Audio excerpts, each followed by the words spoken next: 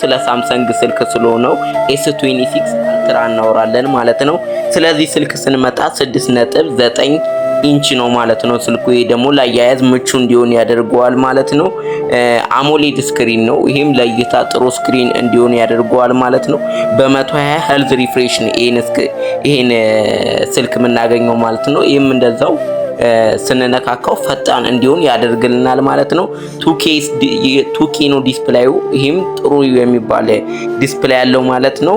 ወደ ፕሮሰሰሩ ስንመጣ ስናፕድራገን 8 ኤሊት GN5 ፍሮም ጋላክሲ የተባለ ፕሮሰሰር ነው የተገጠመለት። ይሄ ደግሞ ፕሮሰሰር ደግሞ ጥሩ ፕሮሰሰር ከሚባሉት አንዱ ነው። ትላንትና ቪቮ ላይ ብለናል። ጥሩ ፕሮሰሰር ከሚባሉት አንዱ ነው ማለት ነው። ይሄ ወደ ስልኩ ካሜራ ስንመጣ ሜን ካሜራው 200 ሜጋፒክስል ያነሳል ማለት ነው። ይሄ ደግሞ ጥርት ያለ ፎቶ እንድናነሳ ይረዳናል ማለት ነው።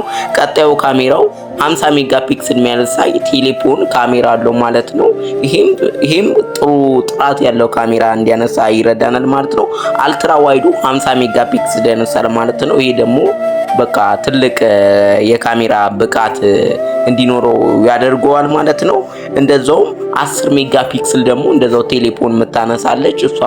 እሷም ጥሩ ፎቶ እንድናነሳ ይረዳናል ማለት ነው። የጀርባ ካሜራው ጥሩ ፎቶ ያነሳልናል። ጥሩ ቪዲዮ፣ ጥሩ ፎቶ እንድናነሳ ይረዳናል ማለት ነው። ወደ ፍለፊት ደግሞ ካሜራው ደግሞ ስንመጣ ፍለፊት ካሜራው 12 ሜጋፒክስል ያነሳል ማለት ነው። ይሄ ግን ትንሽ ካሜራው ትንሽ ደብዘዝ ሊልብን ይችላል ማለት ነው። ወደ ምንድነው ወደ አፕዴቱ ስንመጣ ዋን UI 8.5 አፕዴት ነው ማለት ነው። እዚህ ስልክ ላይ ያለው ከአንድሮይድ 16 ጋር አብሮ አለልን ማለት ነው።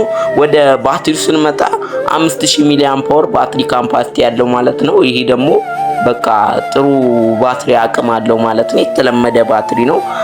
60 ዋት ዋይድ ቻርጀር ጋር እናገኘዋለን ማለት ነው። ይሄ ደግሞ ቶሎ እንዲሞላ ያደርግልናል ማለት ነው። ከስልኩ ጋር አብረን የምናገኘው ኢሲም አለ ማለት ነው።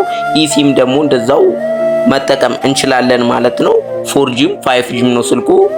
5Gም ያስጠቅመናል፣ 4Gም ያስጠቅመናል ማለት ነው። ብሉቱዝም እንደዛው ነው። ወደ ስልኩ ደግሞ ስንመጣ 12 ራም በ256 ጂቢ እናገኘዋለን ማለት ነው። ሁለተኛው ደግሞ እናገኘው ደግሞ 16 ራም በ512 ጂቢ እናገኘዋለን ማለት ነው። ፒስ